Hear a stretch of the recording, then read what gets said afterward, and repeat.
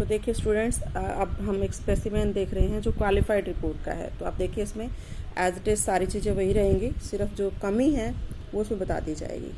देखिए वैसे ही ऊपर कंपनी का नाम आएगा, कंपनी का नाम आया, टू द मेंबर्स और जो भी नेम है, फिर जेंटलमैन।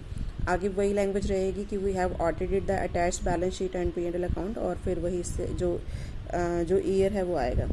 ठीक है, अब उसके बाद देखिए फर्स्ट पॉइंट वही है, we have obtained all the information and explanation which to the best of our knowledge and belief were necessary for the purpose of our audit. Second देखिए, in our opinion proper books of account as required by the law have been kept. Second भी वही है। उसके बाद देखिए third point भी वही है कि बैलेंस शीट और P&L अकाउंट प्रॉपर बनाए गए हैं, according to books of account ही बनाए गए हैं।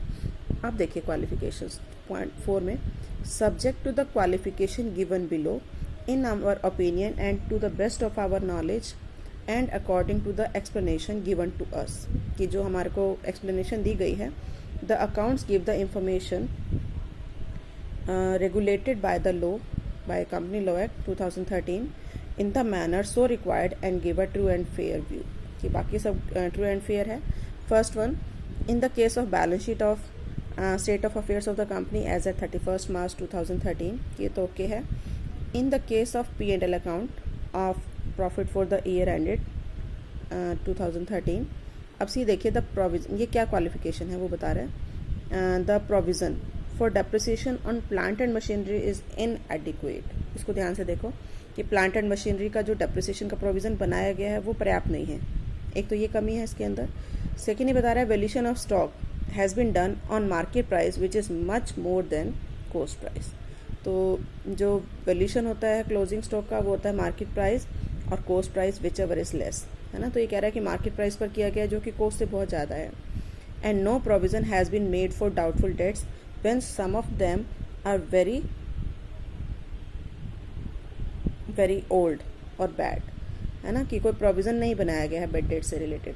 और assets have not been valued correctly, asset का वैल्यूएशन सही नहीं हुआ।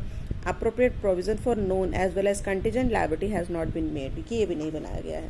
तो ये कुछ कमियां लगाई गई हैं, है ना। इन कमियों की वजह से हम इसको क्या कहेंगे, क्वालिफाइड रिपोर्ट। तो देखिए बाकी सभी पॉइंट्स वही हैं, सिर्फ जो लास्ट पॉइंट है उनमें इसमें क्वालिफिकेशन बता दी, तो ये आपकी होगी क्वालिफाइड रिपोर्ट। तो आपने इस तरह से जो है वो क्वालिफाइड रिपोर्ट लर्न करनी है, और इसका भी स्पेसिमेन आपने एज इट इज़ लर्न करना है।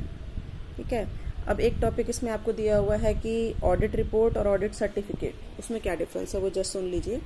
कि जो ऑडिट रिपोर्ट है, जैसे आपने देखा कि जो ऑडिटर है, जो ऑडिटर मतलब सारा वेरिफिकेशन करने के बाद, अकाउंट्स की वेरिफिकेशन करने के बाद जो रिपोर्ट देता है उसको हम कहते हैं ऑडिट रिपोर्ट, है ना, जो generally at the end of the year दी जाती है, और एनुअल रिपोर्ट जब बनाई जाती है तो उसमें दी जाती है। बट जो ऑडिट सर्टिफिकेट है वो कब दिया जाएगा, कि at special circumstances. Audit certificate कि जैसे सपोज आपको बैंक से लोन लेना है ना, तो उस पर्पज़ के लिए वो बैंक कहता है कि ऑडिटर से सर्टिफिकेट लेकर आओ कि एवरीथिंग इज़ ओके। तो जो कंपनी है वो उसके पास जाएगी, ऑडिटर के पास, कि मुझे एक सर्टिफिकेट बना कर दो।